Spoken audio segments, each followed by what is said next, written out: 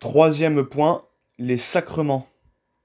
Pour les catholiques, les sacrements sont des rites, actions par lesquelles sont communiquées la grâce divine, par lesquelles sont transmis la sanctification divine. Selon eux, le sacrement est un, entre guillemets, événement de salut, dans lequel le Christ lui-même agit, transmettant le don de la vie divine. Les catholiques considèrent donc que par la pratique des sacrements est communiquée la grâce de Dieu, notamment par le baptême, la confirmation, l'Eucharistie et la confession, aussi appelée réconciliation. Les catholiques ne veulent pas considérer que ce sont des œuvres et des actes par lesquels ils cherchent à être justifiés.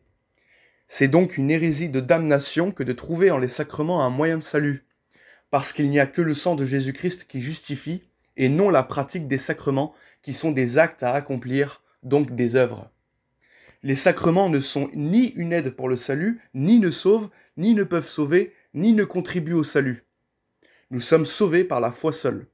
C'est croire en Jésus-Christ qui sauve et rien d'autre, comme nous le voyons encore par les versets suivants. Galates 2, verset 16, « Sachant que ce n'est pas par les œuvres de la loi que l'homme est justifié, mais par la foi en Jésus-Christ, nous aussi nous avons cru en Jésus-Christ, afin d'être justifiés par la foi en Christ et non par les œuvres de la loi.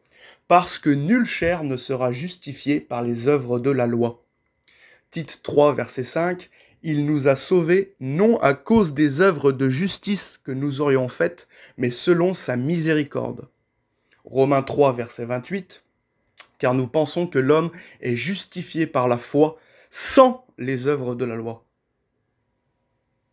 Pour l'Église catholique, les sacrements d'initiation, qui sont le baptême, la confirmation et l'Eucharistie, sont les sacrements par lesquels la personne est introduite dans la vie de Dieu, Père, Fils et Saint-Esprit. Mais la Bible dit que pour qu'une personne soit introduite dans la vie éternelle, pour qu'elle soit donc sauvée, autrement dit qu'elle devienne chrétienne, il suffit de croire.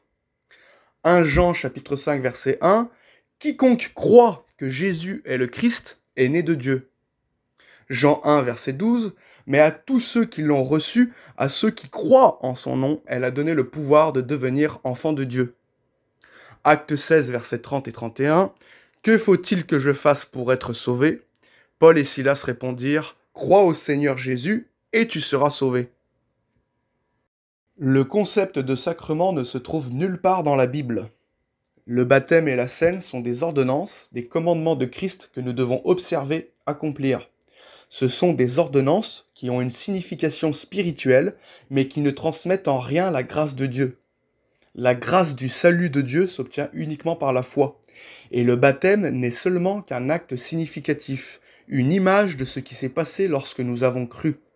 C'est une image de notre mort et de notre résurrection avec Christ. Le baptême ne scelle pas le croyant du Saint-Esprit, il n'y a pas de soi-disant opération de Dieu procurant l'Esprit au travers du baptême, ni par le prêtre qui l'administre. Il n'y a pas non plus au moment du baptême le Saint-Esprit qui se mêle avec l'eau, donnant ainsi la purification des péchés et la vie éternelle, comme beaucoup de catholiques le prétendent. Bien sûr, nous devons respecter les commandements de Dieu, comme le baptême, afin d'être bénis et de ne pas attirer le châtiment de Dieu sur nous. Car Dieu nous remplit de son esprit quand nous respectons ses commandements.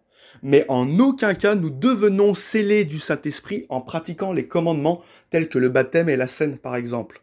Puisque nous sommes sauvés, nous devenons scellés du Saint-Esprit uniquement par le fait d'avoir cru.